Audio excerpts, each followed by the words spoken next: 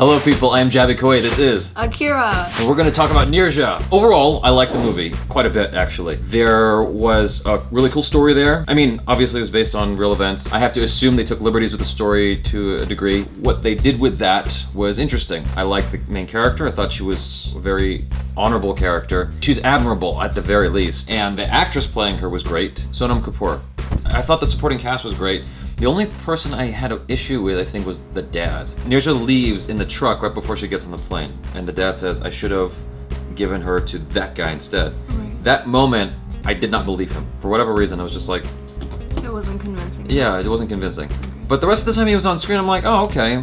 He's not bad. I don't know what happened in that other scene, but he was actually like a very humbling guy. He's very quiet, small, like, reserved demeanor, and he lets only the necessary information out. So, the terrorists, let's comment on that for a second. Okay. Those are some damn good actors. In particular, the skinny guy who's just like edgy and was totally vindictive to everybody. I was very convinced by that particular guy. I was scared every time he was interacting with somebody. Anytime he was being remotely kind of nice, I'm like, what is gonna set this guy off where he just starts shooting people? What is gonna happen? And you know, those moments did happen in the film, and I'm like, ah. Yeah, I agree, because like my heart was racing. It was really, really hard to watch them. That guy in particular, right? That guy, and then whenever they were interacting with Sonam Kapoor, her character, I was just like, this is just too much. Spoilers, by the way. If I imagine you guys have seen the movie by now. They have. Sonam Kapoor's acting, like her reaction to when that American gets shot. Yeah. That was her best. My favorite scene was when she opened up the gift and was reading the card. That was nice.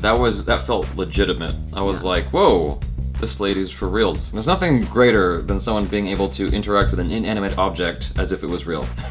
That sounds weird to say, but no, she did a great job. I really liked that. I thought that was far superior to how she responded to the guy getting shot. The follow-up scene when she's in the bathroom, I liked a lot. It's just that simple moment of remembering these things, her flashbacks and whatnot, and then remember her ex-husband. To her ex-husband, well, but in particular what her father was saying to her and hearkening back to that over and over again. That's inspiring. It's like that's something as an audience you can take that with you into your own personal life and apply it, and you can share it with your kids if you feel like taking things from movies and using it to teach your children. But I feel like there's a moral code in there that is worth sharing. Right. It's worth referencing. What do you do in a situation like that? You have no other option but to be brave. Right. And stay strong and deal with it like that. Right. I want to get into some of the things I didn't like. I understand stylistically what the director was going for. He wanted to create a sense of realism with the camera movement. But the thing is, it felt like it was going out of its way to be a shaky camera movie. It made me so frustrated, especially me,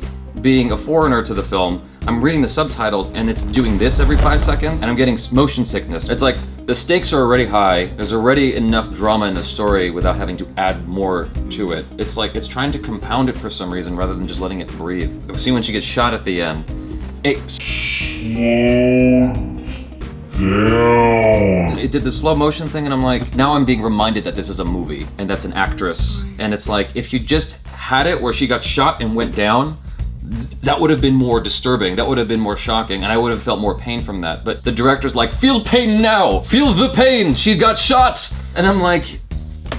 It's like screaming direction. Yeah. It can't scream direction, and it just needs to be all natural. Things like that bothered me, when it was trying to go out of its way to make you feel sad. That happens a lot in Bollywood movies, not all of them. The pacing is just so different. But I never experienced that with Gangs of Wasseypur, except for the end of part 1. That was the only time where it's like, damn, this is a long-ass ending. I mean, it was tugging at my heartstrings, I'm not gonna lie, when the mom was going through the speech. But Shabana Azmi was really good. Like, she portrayed every mother in India, like, who would be in her position and go through the same things. Yeah. Like, it's a story that you have to keep in mind. That's the achievement. Making her memory live on. We make these movies chronicling people's lives, and then it's like, boom, that's their whole life in 2 hours, and there you go. What she did was super noble, and it deserves to be remembered. She was just a normal person for the most part, but she did very admirable, extraordinary things, even though she was just a normal person. Biggest takeaway I have from this, going back to conversations we've had before, is that we have a film that shows